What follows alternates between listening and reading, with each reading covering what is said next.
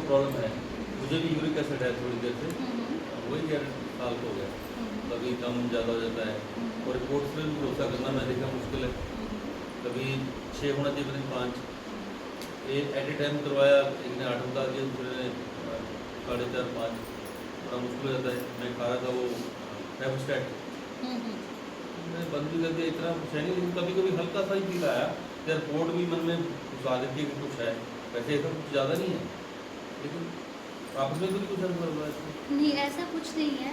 और जो जिनको यूरिक एसिड बढ़ा होता है ना, उनको सूर्य नमस्कार डेली करना चाहिए, मूवमेंट करनी चाहिए बॉडी में। नमस्कार ना होता हो सूर्य नमस्कार इजी वाला करो, हाँ 3-4 आप जरूरी नहीं है पूरा ही आसन करने हैं, जितना आपसे हो पा रहा है। क्यों? क्योंकि वो क्या करता है, पूरी सूर्य नमस्कार का जो पैकेज अगर आप देखोगे ना, आसन का जो है वो पूरी बॉडी की मूवमेंट का है, ठीक है। मैं वही आसन आपको अलग अलग बोलूँ, वो फिर क्या फ़ायदा है। इसलिए सूर्य नमस्कार करो, जितना हो रहा है उतना करो, ठीक है। लेकिन सूर्य नमस्कार जो है हमेशा ध्यान रखो ब्रीदिंग के साथ करो। अगर आपको सूर्य नमस्कार के मंत्रास याद हो जाएं तो मंत्रास को ध्यान में करते हुए करो, ठीक है। क्योंकि उन मंत्रास की अपनी एक वैल्यू है, उन मंत्रास का अपना एक मीनिंग है हर एक का। जिस तरह हमारे जो हिंदू जो ये है कैलेंडर है, हम बिलीव करते हैं कि सूर्य हर महीने एक एक राशि में रहता है। ज्योतिष को भी मैं इसमें जोड़ती हूँ। क्यों? क्योंकि हमारा शरीर भी क्या है, ग्रहों के अनुरूप है, ठीक है। हमारे शरीर जिस तरह 12 महीने हैं, वैसे ही 9 ग्रहों के अपने अपने अंग हैं, ठीक है। तो सूर्य जिस राशि में जिस ग्रह में होता है, वो ग्रह एक्टिवेट हो जाता है। ग्रह एक्टिवेट होना मतलब उस ग्रह की एनर्जी एक्टिवेट हो जाती है आपके आसपास, और फिर वो उस तरह से वर्क करना शुरू कर देती है, ठीक है। तो इसलिए हमें बहुत सारी चीज़ें कोरिलेशन में हैं। अगर आप देखेंगे, कुछ लोग ज्योतिष को समझते हैं कि ये सिर्फ पूजा पाठ या सिर्फ दान पुण्य या अपने ग्रहों को शांत करने के लिए है, लेकिन ज्योतिष जो है बहुत बड़ी साइंस है। आप ज्योतिष जो अपने लगन चार्ट हो, अपने प्लैनेट्स को समझ के किस तरह हेल्दी रह सकते हैं, अपनी पर्सनैलिटी को डेवलप कर सकते हैं, किस तरह से आप और अपने आप को जो है पॉलिश कर सकते हैं, ये भी सिखाता है।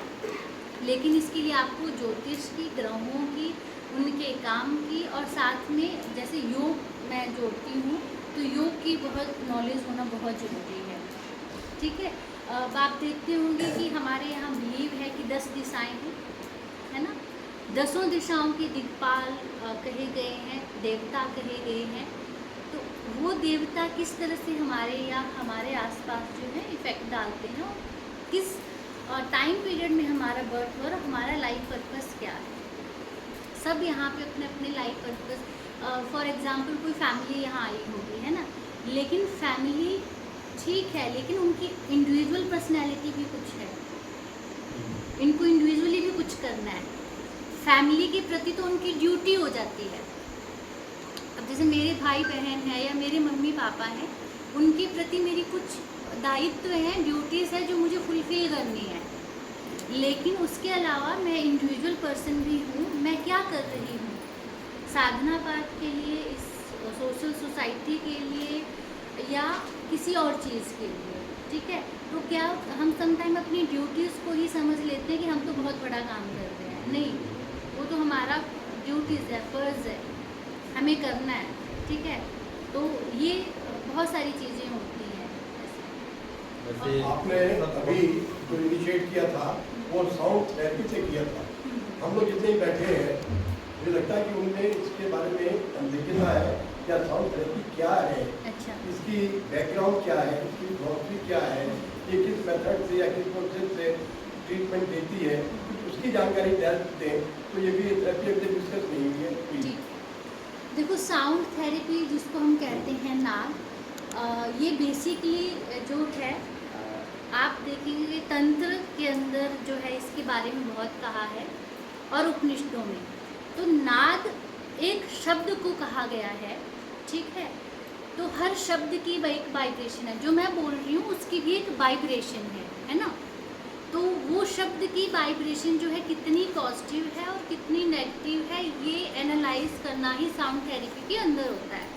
तो अभी इक्विपमेंट नहीं है, अदरवाइज़ क्या होता है फिजिक्स में जो अल्फ़ा बीटा और गामा जो रेज हम पढ़ते हैं, हम एक इक्विपमेंट है वो उन वाइब्रेशंस को जो है रिकॉर्ड करता है कि कितनी हाई फ्रिक्वेंसी तक गया है, फ्रिक्वेंसी को चेक करने के लिए। और ये नाद जो है वो दो तरह का होता है, आहत और अनाहत नाद।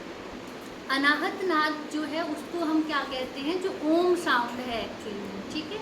अभी मैं आपको एक दो प्रैक्टिसेस करवाऊंगी तो आपको फील हो जाएगा। और अनाहत साउंड जो है, जो हम क्रिएट करते हैं किस चीज़ को अचीव करने के लिए, अपने आप को हील करने के लिए। अब साउंड है क्या, वाइब्रेशन है।